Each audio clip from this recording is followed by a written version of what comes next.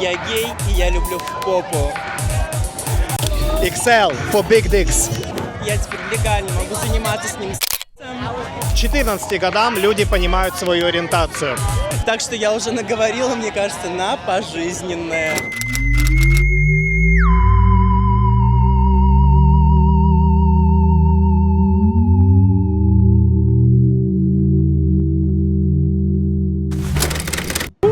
Как вы думаете, где я нахожусь? Если вы видите этот флаг справа, то, наверное, вы уже можете догадаться. Гей Прайд в Лос-Анджелесе. Это первый гей Прайд, на котором присутствую. Я хочу посмотреть изнутри, как эта вся история выглядит и что здесь происходит вообще. Сегодня мы находимся на улице North Highland Avenue, которая находится в Голливуде. Она пересекается с Холливуд-бульвар. Мы находимся на гей-прайде. И очень много стереотипов, так же, как и при пребывании в Америке, при первой поездке, при миграции, рушатся, когда мы находимся здесь. Посмотрите, кто они, геи. Посмотрите, покажите, оператор.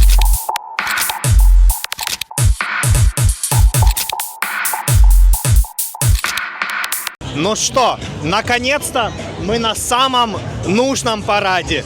Не 1 мая, которое всех студентов нагоняли. Подошли уже, судя по всему, к началу колонны. По атмосфере, я пока не понимаю, что по атмосфере просто все слишком ярко и радужно. Это супер яркие платформы. Везде одна сплошная запрещенная символика. Мне кажется, меня за это посадят. Почему-то у меня возникает страх при виде этой символики. Но, глядя на людей, да, как бы все нормальные, похожи на людей. Смотрите, девушка вышла.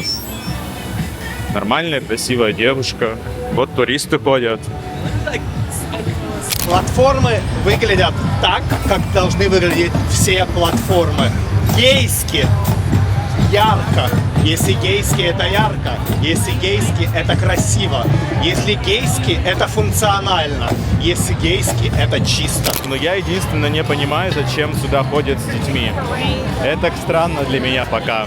Мне кажется, что все православные кричат, зачем сюда ходят дети. Как ты считаешь, приходить на гей-прайд с детьми, это вообще нормально? Да, почему нет? Веселое событие. На Новый год же ходят с детьми. Люди веселятся, ярко, красиво одеты, играют музыку. А то, что здесь бывают полуголые мужчины на платформах? Я думаю, что дети видели полуголых мужчин и голых мужчин, но здесь все в рамках приличия. Никакие гениталии не показаны. По поводу мужчин и женщин в трусах, в нижнем белье, я думаю, это вопрос не ко мне, а к детскому психологу. Какая ты стоишь, танцуешь? Эдди, как ты думаешь, что все эти люди? Это, кстати, не обязательно все представители ЛГБТ. Это обычные люди, которые работают от врачей до пожарных.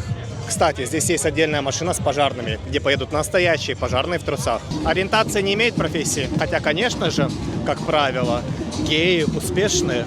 А вот в России боятся гей-парадов. Это правда страшно? Здесь чувствуется опасность? Нет, опасности я никакой не ощущаю. Как вы видите, никто не занимается сексом, никто не заставляет смотреть детей на это. Здесь приехала полиция, тебя это пугает? Наконец-таки у меня ощущение безопасности от полиции, а не ощущение того, что сейчас подойдет, пристанет, что-нибудь впаяет и прочее. И, как мне кажется, полиция тоже заинтересована. Смотри, какие попки у местных кисок. Мы находимся в месте транс-женщин. Классифицировать пол очень тяжело, но как одна из вариаций. Если у человека либидо направлено на свой пол и самоидентификация такая, как при рождении, это гомосексуал либо лесбиянка. Мама, are you gonna be a lesbian tonight? Если самоидентификация меняется, но либидо идет на противоположный пол от своего, тогда это трансперсоны. Что имеется в виду? Парень рожденный идентифицирует себя как девушка, и его привлекают парни. Ее. Правильно говорить ее, потому что транс-женщины тоже женщины.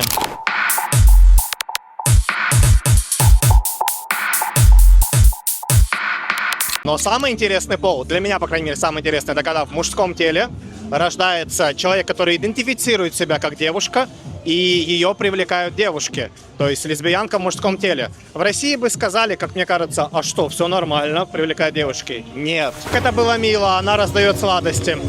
Я помню, как в России раздавали сладости, если кто-то умер, годовщина, на поминке. Здесь повод немножко пооптимистичнее. Кто это такие, Иван? Детский госпиталь Лос-Анджелеса. Педиатры тоже имеют право быть геями. Вот это, конечно, кусок волосяного пирога. Ой, не то.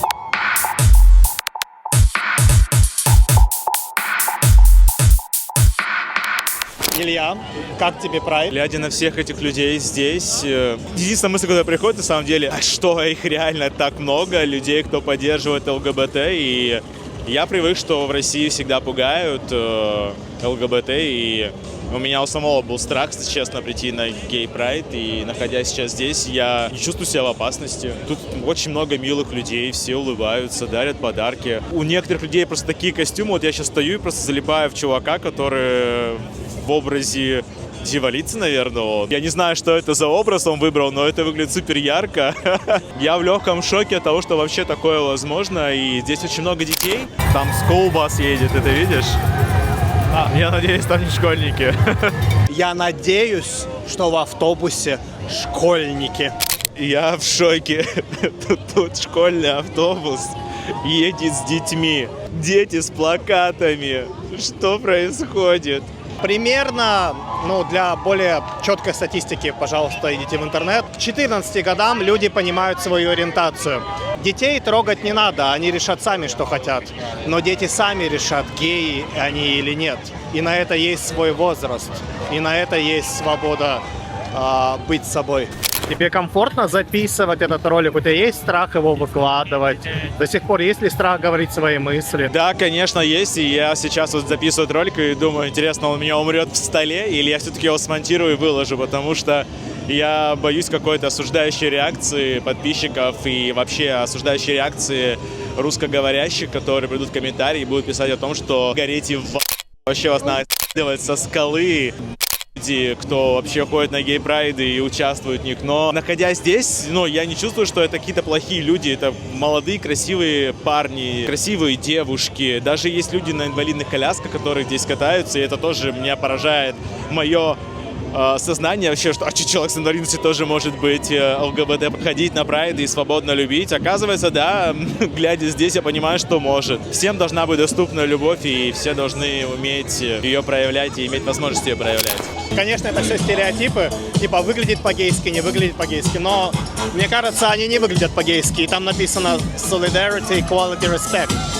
Это просто в поддержку, в респект.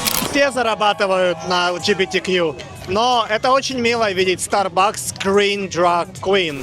Все раздают бесплатно, какая прелесть. Безопасность прежде всего. XL, как раз для меня. Ну а теперь мы пройдемся внутри самой колонны и сами попробуем прочувствовать, а как это идти внутри колонны. Пойдемте. Мы сейчас идем внутри колонны, и я вам скажу, что поддержка людей, да, это лучшее, что может быть вообще, потому что когда ты снаружи, ты поддерживаешь тех, кто идет в прайде, а внутри ты получаешь от людей невероятную поддержку. И это самый-самый большой прайд за всю историю Лос-Анджелеса, так сказал GBT. Они поддерживают тебя, люди, они поддерживают. Они не осуждают, они не кричат, что мы хупи, они поддерживают. Это стоит $1 миллион. И 7 месяцев в Мексике тоже стоит, потому что это свобода. И эти все люди нормальные, ребят. Мультикультура, мультинациональности здесь все, и все эти люди свободны. Никто не боится, ничего не боится. Любовь — это свобода. Тебя заряжает эта атмосфера? Не то чтобы заряжает, она дает ощущение второй жизни, что ты будто бы заново родился, и вот она, та жизнь, о которой нам не рассказывали. Нам рассказывали, что это плохо, что это грязно, что это опасно, что это что-то, знаете, такое порочное. А люди-то, посмотрите, радуются. Просто светлый праздник, просто счастливый день, счастливый месяц гордости, когда ты свободен, и люди просто топят за свободу. Все эти люди. Им плевать, какой ты религии, какой ты нации, что ты одеваешь дома, что ты что ты делаешь в постели. А это все ЛГБТ люди или здесь есть и натурал? Я думаю, что здесь есть всем.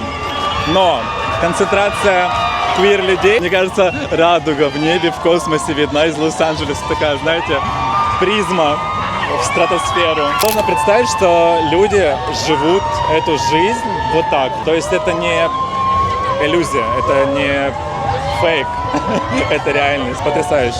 Ребята, это мой первый прайд. Меня зовут Дима. Я эмигрировал в США со своим мужем. Я теперь легально могу заниматься с ним сексом, встречаться. И это действительно важно — показывать и отстаивать свои права. А ты так себе представлял прайды, когда жил в России? Я видел их только на картинке. И то это было нелегально. Так что я уже наговорила, мне кажется, на пожизненное. Ну окей, ты гей, либо ты лесбиянка. Зачем это выпячивать? Зачем устраивать парады? У меня возникает аналогичный вопрос, а зачем тогда устраивать Новый год? А зачем устраивать выпускные? А зачем устраивать утренники? А зачем устраивать Дни памяти? Это нужно. Нужно для того, чтобы люди видели и понимали этот мир. Конкретно гей-парад для того, чтобы понимали, что мы разные, что это нормально.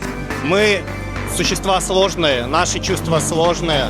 Мы устроены не так просто, как вилка и розетка. И все имеют право на свою любовь.